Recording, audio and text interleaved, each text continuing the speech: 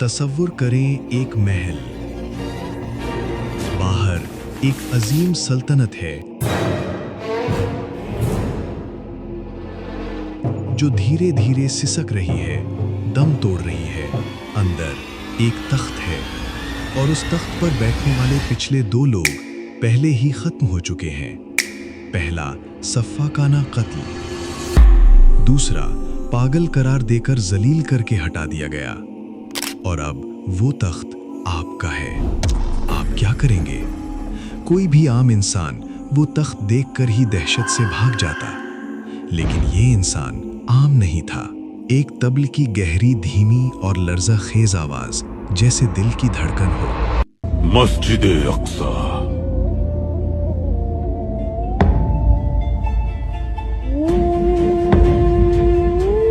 मस्जिद अक्सा क़यामत तक कायम रहेगी। 1876 इस्तांबुल। ये है सुल्तान अब्दुल हमीद सानी की दास्तान।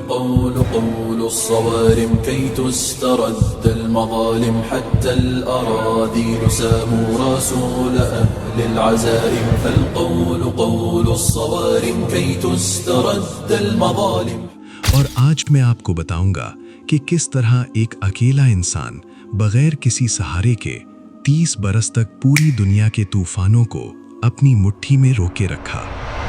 जब कोई सुल्तान बनता है तो दुनिया देखती है कि उसे कितनी ताकत मिली, कितना खजाना मिला।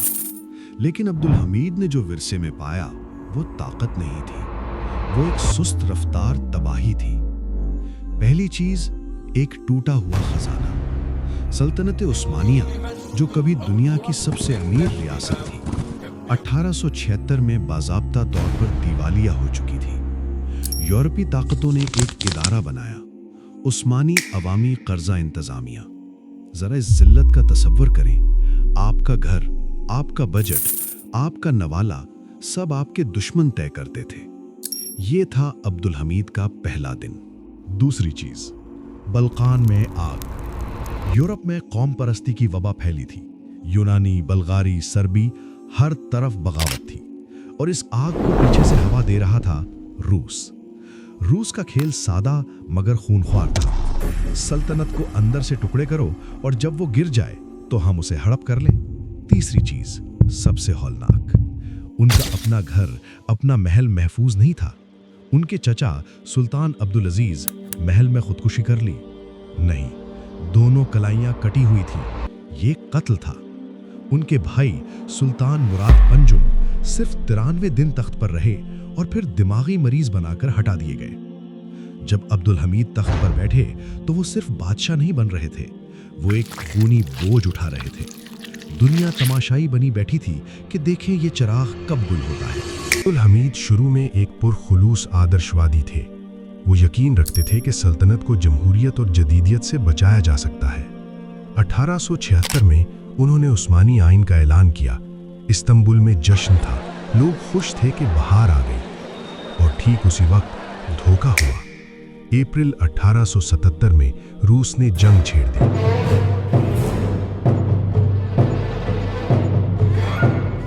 अब्दुल हमीद ने मगरिब की तरफ हाथ फैलाया।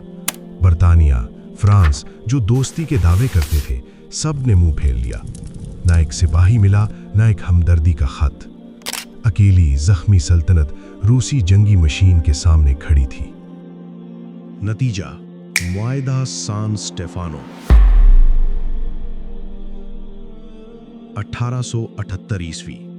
एक दस्तावेज, एक दस्तखत और सदियों की तारीख, लाखों इंसान और 1/3 सल्तनत खाक में मिल गई। इस रात अब्दुल हमीद के लिए सब कुछ बदल गया। वो एक सवाल लेकर सोए कि जिस दुनिया में सब मक्कार हों, वहां एतबार किस पर किया जाए। और जब वो बेदार हुए तो वो आदर्शवादी नौजवान मर चुका था। अब वहां एक लोहे का इंसान खड़ा था। 1878। पार्लियामेंट बंद, आईन मुअत्तल। यूरोपीय प्रेस चिल्लाया, अब्दुल हमीद एक जालिम डिक्टेटर बन गया। लेकिन सुल्तान का जवाब सर्द और दो टोक था। जिस घर में आग लगी हो वहां पहले आग बुझाई जाती है, बैठकर बहस नहीं की जाती। اب انہوں نے شطرنج کا وہ کھیل شروع کیا جس کی تاریخ میں مثال نہیں ملتی۔ انہوں نے طے کر لیا، میرا کوئی مستقل دوست نہیں، صرف میرے ملک کا مفاد ہے۔ روس کو روکنے کے لیے جرمنی کو مہرے کے طور پر استعمال کیا۔ برطانیہ کو قابو کرنے کے لیے پوری دنیا کے مسلمانوں نے اتحاد کی لہر پیدا کی۔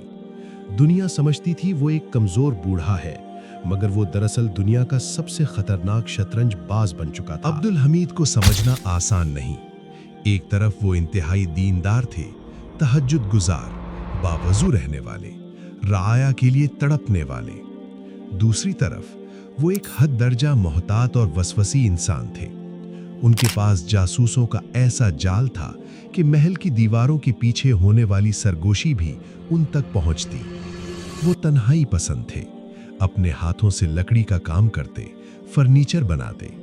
یہ تنہائی ان کا شوق نہیں، ان کی مجبوری تھی، کیونکہ انہوں نے اپنوں کو اپنوں کا خون بہاتے دیکھا تھا۔ اگلے 20 برسوں میں یہ سلطان وہ چالیں چلے گا کہ برطانیہ اور فرانس جیسے جادوگر بھی حیران رہ جائیں گے۔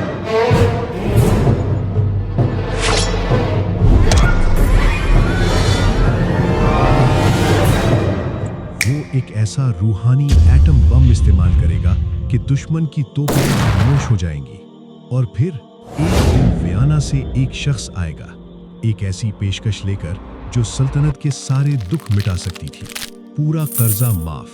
اور یہ سلطان جو تنہا تھا، جس کی جیب خالی تھی، وہ اس سودے کو ٹھکرا دے گا۔ اتنی طاقت کہاں سے آئی؟ وہ سودا کیا تھا؟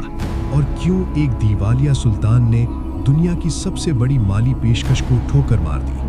حصہ دوم میں وہ جواب ملے گا جو آپ کی روح کو تڑپا دے گا۔